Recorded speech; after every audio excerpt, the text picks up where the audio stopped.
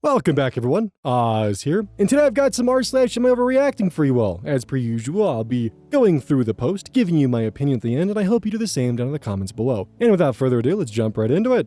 Okay, Illustrator 2950. Am I overreacting for telling my dad he's destroying our family to please his new wife? I, 25 male, have been watching my younger sibling teens, 11 to 17-year-olds, struggle ever since our dad, 45 male, married his new wife Diana last spring. The background here is crucial. After our mom passed away 3 years ago from cancer, I moved back home to help dad with the kids while working remotely. Things were going okay until Diana entered the picture. Diana has 2 kids of her own who live with their dad full-time, and she seems determined to create her perfect new family with just her and dad. Since their marriage, she's convinced dad to basically abandon his responsibilities to us. He sold our childhood home, where I was helping care for my siblings, and moved into Diana's condo across town, saying the kids could visit on weekends. My siblings now live with me in a cramped apartment because they didn't want to leave their school district. The breaking point came last week during my youngest sister's dance recital. Dad had promised to come, but texted 30 minutes before it started, saying Diana had planned a surprise date night, and they couldn't make it. My sister was devastated. When I called him later that night, Diana answered his phone and said they were working on building their marriage, and that the kids need to understand that their father deserves happiness too. I lost it. I told dad that he's going to wake up one day and realize he threw away his relationship with his children to please a woman who clearly resents us. I told mom would be heartbroken to see him choosing his new wife over the kids she loved more than anything. Dad exploded, saying I was being manipulative by bringing mom into this, and that we're all just jealous of Diana. He said we needed to grow up and accept change. I responded that the only one who needed to grow up is him, that he's acting like a lovesick teenager instead of a father of 4. I told him he'll regret throwing away his real family for Diana's fantasy of a fresh start without his baggage. Yes, she's actually referred to us this way. He hung up on me, and Diana has been posting passive-aggressive Facebook statuses about toxic adult children ever since. My older friends say I went too far bringing up mom, but my siblings are grateful someone finally stood up to him. Am I overreacting for giving him this reality check? Edit for additional context. Dad still pays the bills for my siblings' basic needs and sends them money monthly, but the emotional abandonment is what's really hurting them. His new wife has made it clear she thinks my siblings are old enough to understand, that dad needs to focus on his new marriage. Also, this isn't about the money. I make enough to support us if needed. It's about watching my siblings feel uncomfortable by their only surviving parent. Many are saying to report my father, but honestly, I think that'd make the situation worse. However, I will confront him and give him a chance to make this right, starting with spending more time with my siblings. I don't know if I can bear to be around him right now myself. The fact that one of them's 11 is just even worse. Like, it's already bad enough that some of them are still minors and possibly graduating high school, but the thing is, that 11-year-old is going to resent their father for the rest of their life. And there's going to be a point where he's 50, 55, and going to be wondering why none of his kids want to visit him for his birthday, or for Father's Day, or for anything, really. OP is certainly not overreacting, and it's a damn shame that there's no way to pull his father out of this lovesick teenage fantasy. And there's nothing wrong with their father finding someone new, but the problem is that he's abandoning his responsibilities in a hope of starting fresh and starting over. Maybe this is a part of his midlife crisis or something, but at the same time, he can't just forego his responsibilities because Diana now exists or something. It's downright, honestly abhorrent that your father has a partner who refers to his children as baggage, and he hasn't already kicked her to the curb. Unfortunately, there's not really much you can do about this besides letting time do its thing, and in 50 years from now, when your father is wondering why none of his children want to talk to him, just point to this moment. He chose Diana over his children during crucial moments in their life. Organic tamarind. Am I overreacting to a rude interviewer by ending the interview? I interviewed for a job today, during which the interviewer, the boss of the position I was interviewing for, was asking me about my work history. During the video interview, he was quite dismissive of my previous roles. He asked me if I had project management experience, which I did, and I started to narrate it, pointing out some significant stuff. The thing is, he kept interrupting me and not letting me speak. He seemed to be enjoying himself and grinning with my reactions when I was interrupted by him. Further, he kept saying that he didn't understand what I was saying, even though I explained the things that I did daily twice. Again, grinning like he'd made a joke. The last straw was when he point-blank said I had no understanding of theory and the principles of the role. I'm in project management. I'm not a fresher. I've been to probably hundreds of interviews in my 14-year career. So, I ended the interview 30 minutes in, saying that I'm not a good fit it seems, and to drop me out. I was quite cutting because at this point, I was pissed off. He started saying something, however, I said I didn't want to continue and ended the video call. The other people from the company called me and said that I should not have done that, because he's a senior guy, that it reflects poorly, etc. I pointed out that the interview was not going anywhere and that the interviewer was very rude and dismissive. I am, however, wondering if I overreacted by ending the interview.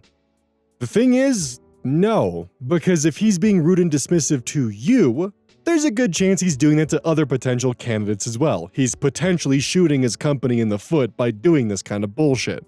And it's something where he gets to be rude and dismissive of you, but the moment that you're dismissive of him and by proxy the company that he works for, then it's a problem and it reflects poorly on you. But not the company that's giving you the runabout because reasons. And not to mention, why would you want to work at a company where your boss's boss treats the potential recruit applicants like this?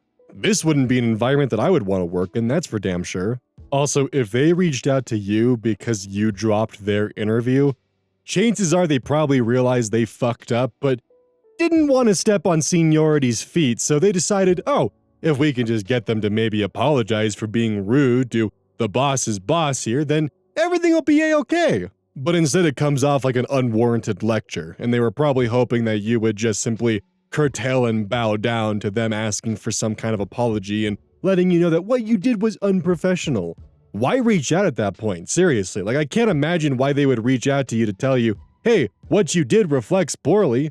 That's a weird thing to follow up on. You know, unless of course they realize they shot themselves in the foot. Brain lesion sinister. Am I overreacting? Packed in-laws stuff while they were shopping, put it outside on our porch, and told my wife, them or me. My wife and I have 2 kids, a 3-year-old girl and a newborn son. My wife's parents have been here helping since the baby was born about 2 months ago. Having in-laws over this long is cultural, and while we both come from the same background/country, China, I'm more Americanized and don't really want overbearing family members over for so long. I should start off by saying I'm not a fan of my in-laws from the get-go. Their relationship with my wife is complicated at best. Her dad was physically, and of course verbally, emotionally, abusive, and her mom kept her in this situation and would leave her alone with the abuser for months at a time while she traveled for work. My wife has completely written off her father and sees him as a package deal. She has a complicated relationship with her mother where they argue constantly, but she feels she needs her. My father-in-law keeps to himself mostly at this point. Mother-in-law drives me absolutely insane. The first thing she does when she gets to our home is go through our pantry and starts complaining about what we buy. She constantly nags my wife about everything, from the way she washes vegetables, to the way she cooks, to the way she does laundry, etc. She has told me I shouldn't be allowed to touch the kids' clothes, because I don't wash it properly.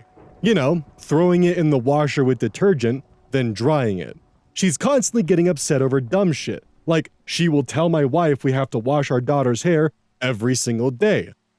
Pediatrician advised against this. She will constantly tell us our kids are cold. Our daughter, who can talk, will refute this, saying she's not cold. And mother-in-law will just say kids are stubborn and don't know better. The cold thing is the main cause for the post title. We live in a climate where it could be 20 or 60 on a given winter day. That's around -7 to around 15 degrees Celsius, for those of you who aren't American. It's been closer to 60 lately. Mother-in-law is always talking about how we need to put thicker jackets onto our daughter when we go out. She gets extremely upset if we don't follow her advice and holds up in her room or avoids contact with everyone when we don't follow her advice. This is fine with me, but bothers my wife a lot. Recently, our child got a cold, along with many other kids in her preschool class. And mother-in-law has been relentless with the keep daughter warm bullshit to the point she straight up lies and tells my wife that I took her out in a t-shirt into 40-degree weather while I wore a jacket. When I confronted her about this, she said it was an exaggeration of what she said. Usually it's me who gets my daughter out of bed in the morning, but she's been sleeping a bit later due to being sick lately. This time, mother-in-law went to get her, and I could hear them through the baby monitor. She was saying, "I'm sorry, little girl. I'm sorry your dad is too stupid to help you when you're sick. Don't worry, it'll be okay. We're here to help because your dad is too stupid to take care of you. Your dad doesn't care about you, but your grandfather and grandmother do, so you will be okay." My daughter can understand some stuff, but she's not complex enough in language yet. Still, I think she can understand the general sentiment behind what was said here. I waited until they went to the grocery store later, went in their room, threw all their shit into a bag without much care, pulled the sheets and duvet to the wash, set it on the porch where it's snowing, and deadbolted the door with directions to the airport printed out and a list of flights they can take back to their home tucked into mother-in-law's backpack. It's only me home, and I refused to let them back inside or speak with them. They called my wife, who is mostly on my side, but telling me we need the help and can't just force them away yet.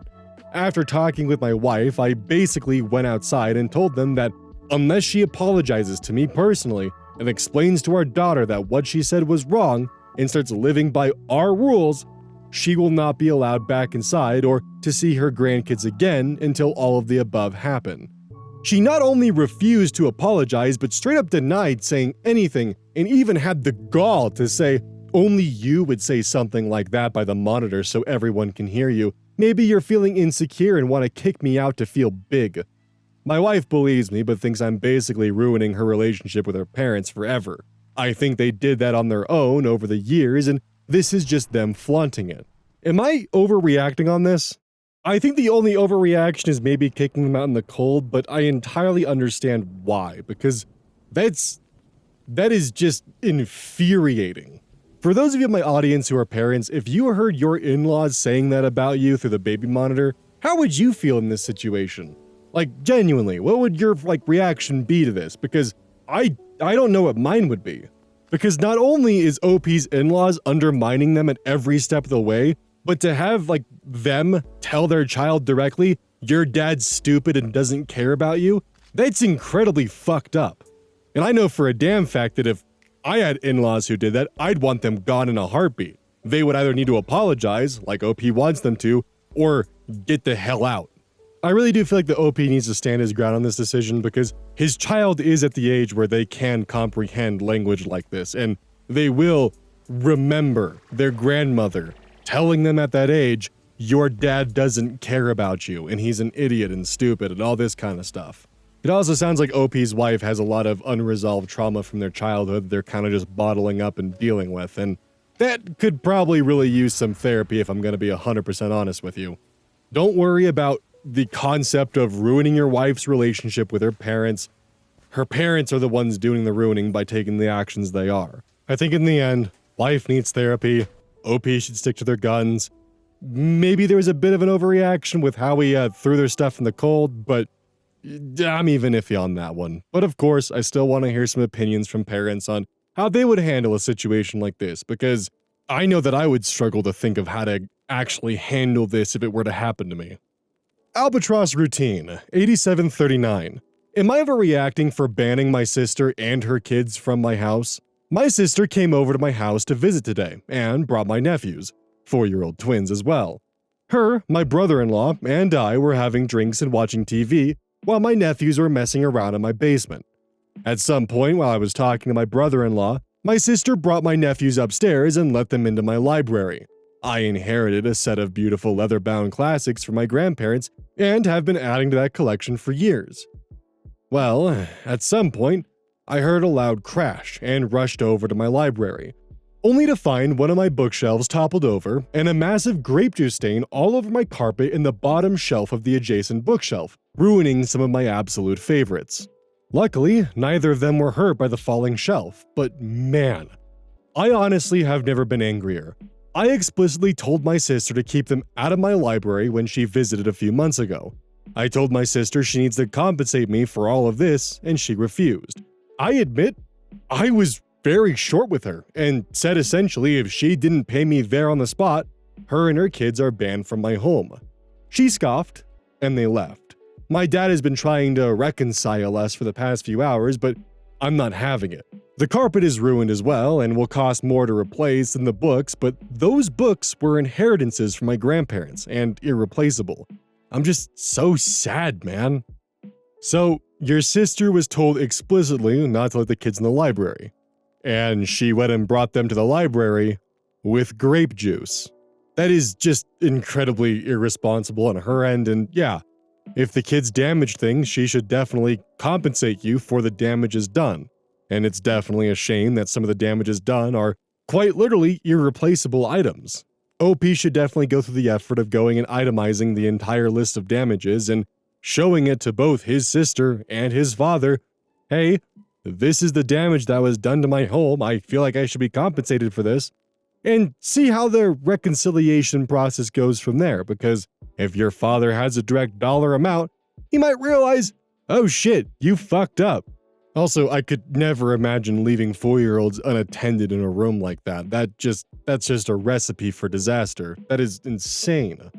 So yeah, you are definitely justified in being upset in this situation, and I think that banning your sister and her kids from your house, at least until damages are paid and met due, is an entirely reasonable thing to do.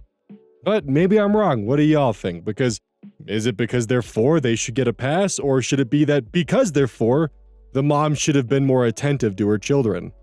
Not to mention, everyone's incredibly lucky now the kids got hurt. I could never imagine leaving 2 kids who are twins unattended in a house they're unfamiliar with. Secret beginning 840. Am I overreacting for leaving my niece's engagement party and saying I won't attend her wedding? I, 56 female, have 2 daughters, Lucy, 31, and Debbie, 25. Debbie has cerebral palsy, which mostly affects her motor skills. She uses a wheelchair. Cerebral palsy doesn't affect her intellect at all. Last month, we received an invitation from my niece, 28, for her engagement party on December 8th at a local hotel lounge. The invitation was addressed to our family and included 3 tickets, because it was at a hotel and required tickets. My husband and I assumed the tickets were for the 3 of us. Him, me, and Debbie, as she still lives with us. The invitation didn't specify otherwise, just our family's last name. We figured Lucy received her own invitation. When the topic came up with Lucy in conversation, she mentioned she hadn't received an invitation. The thing is, Lucy already had plans to travel to Canada that weekend for a concert, and she'd bought the plane ticket and concert tickets months before the engagement was announced, and has been talking about this concert to anyone who would listen. It wasn't a secret, so we speculated my niece was either aware of Lucy's plans to travel to Canada, or maybe not, and just didn't invite her because she lives 2 hours away. This Sunday, my husband, Debbie, and I attended the engagement party. When we approached my niece to congratulate her, she seemed surprised. She pulled me aside and told me she hadn't expected Debbie to be there. I was confused and asked why. She explained that the 3 tickets were meant for Lucy, my husband, and me, not Debbie. This caught me off guard. Excluding Lucy didn't seem malicious since she lives 2 hours away and already had other plans. However, excluding Debbie, who lives with us, felt deliberately hurtful. I asked my niece why Debbie wasn't included, and she said she thought we wouldn't want to carry her around the hotel because it might be difficult for her to get around. I told her this was not an issue and that we would be leaving. I also asked her not to worry about sending us a wedding invitation, as we wouldn't attend. We left the party shortly after. My husband agrees with my decision, but my sister, niece's mom, called me, saying I overreacted and should still plan to attend the wedding. My niece hasn't said anything to me. I didn't want Debbie to know the real reason we left, but she eventually found out. She told me we made the right decision by leaving since she didn't want to stay where she wasn't welcome. However, she also said that if we still receive wedding invitations, I shouldn't skip the event on her behalf. Lucy, who is still in Canada, also agrees with my decision. I'd like an outside perspective. Did I overreact? I don't think so at all. You did right by your daughter, and it sounds like your niece probably, made a few assumptions about how you feel Debbie, which is most certainly not correct, or maybe worse for all, there's a chance that the niece just didn't want to have someone in a wheelchair in the photos. Either an assumption was made or there's a more malicious thing at play here, and I can't really figure out which one it is, so I can only assume. But it is very clear that one of those two is pretty close to being the correct option. I mean, she went out of her way to pull you aside to correct you on the fact that she did not want Debbie there, and assumed that you wouldn't want to carry her around. And I can only assume malice, because if you went out of your way to bring Debbie there, then surely you should tell the niece that you don't mind carrying her around, but instead the fact that she felt that she had to pull you off to the side makes me believe there's a bit of a malicious intention behind that. A pretty fucking disgusting one. Either way, both options are just not acceptable. And good on Debbie for being the bigger person on this one. I mean, that's honestly a true show of character, but unless the niece apologizes, I don't think you should go to the wedding. That's my personal opinion. Keep it local 90. Am I overreacting? My girlfriend thinks I overstepped by getting a PlayStation. Am I in the wrong? So I, early 30s, decided to treat myself and got a PlayStation 5 this Black Friday in Josie. I've been wanting one for a while, and with the rise in cost of living in South Africa, it's becoming not as affordable. After budgeting and making sure all the bills were covered, I went for it. It's something I've been excited about, and I figured it was a harmless way to unwind after work. My girlfriend, same age range, didn't seem thrilled when she saw it. She said I should have discussed it with her first and accused me of being irresponsible with money. To clarify, I didn't touch any shared finances or skip out on responsibilities. This was 100% my money, and everything else is in order. She's acting like this is a huge deal, saying I've spent too much time on it and that it's immature for a grown man. I've told her it's not going to take over my life. I'll still prioritize work, chores, and our time together. I get that she might have been a bit annoyed because everyone's asking her if she allowed it, but is her reaction an overreaction, or am I missing something here? How do I handle this without turning it into a bigger issue? What do you mean by she allowed it? What kind of relationship are you in, buddy? That's a really weird thing to say. There's one thing to discuss it with your partner and for you to mutually agree on something, but for her to allow something? There's a lot of implications that's underlying that have a lot of red flags attached to it. Maybe you just misspoke and used the wrong word for it, but that's definitely an eyebrow raise right there. Like, there's definitely nothing wrong with, I guess, talking to your partner about a large purchase you might be making, especially if it's one that's, over $500. Actually, how much does a PS5 cost nowadays? I don't fucking remember. Okay, they're about $400.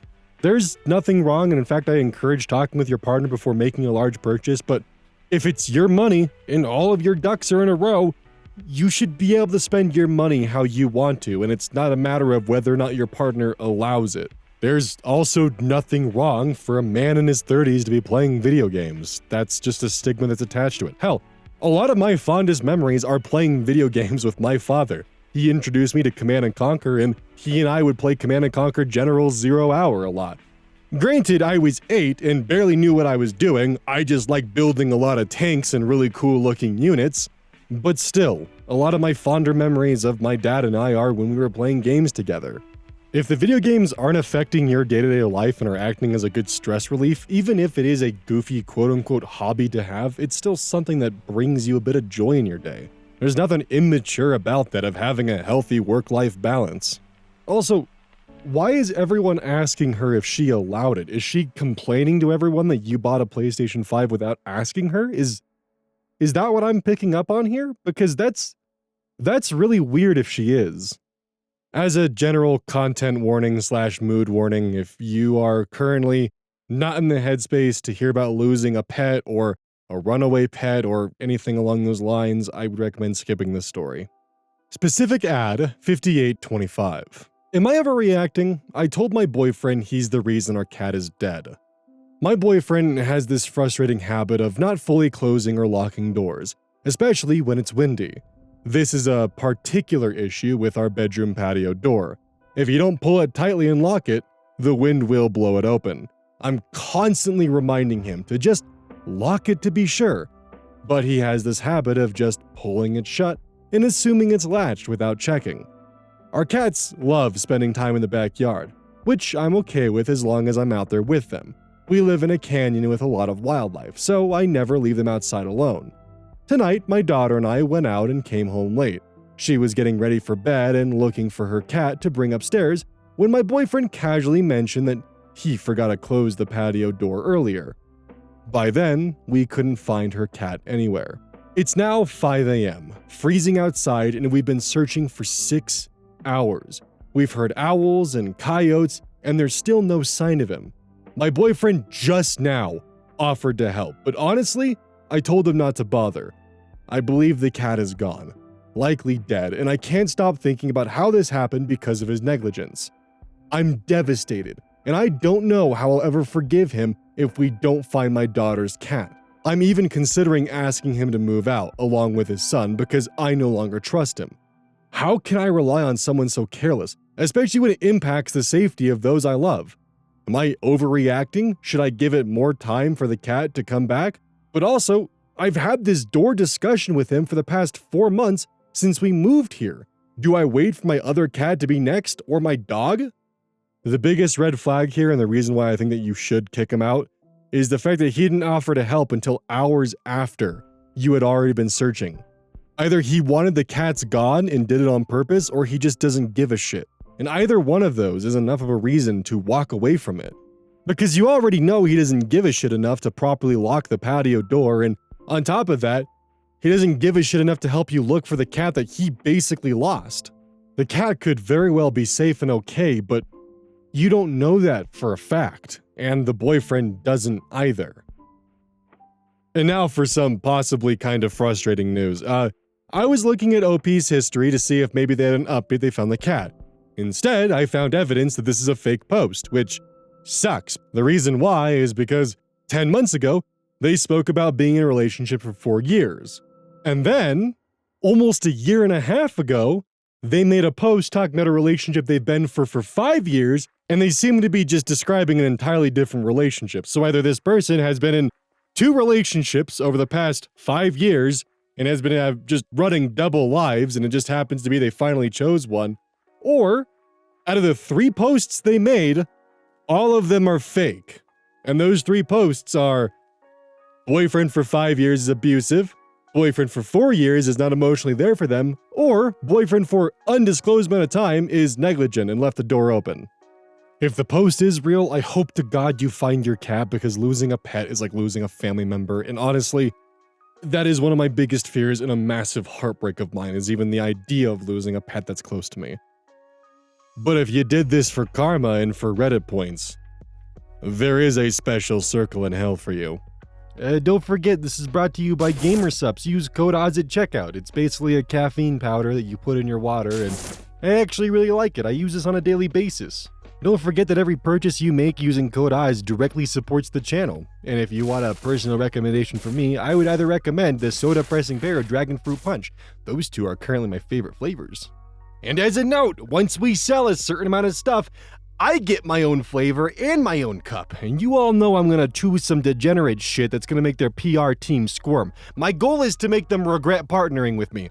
So please, use code ODDS at checkout to make my dream come true of making a PR team squirm.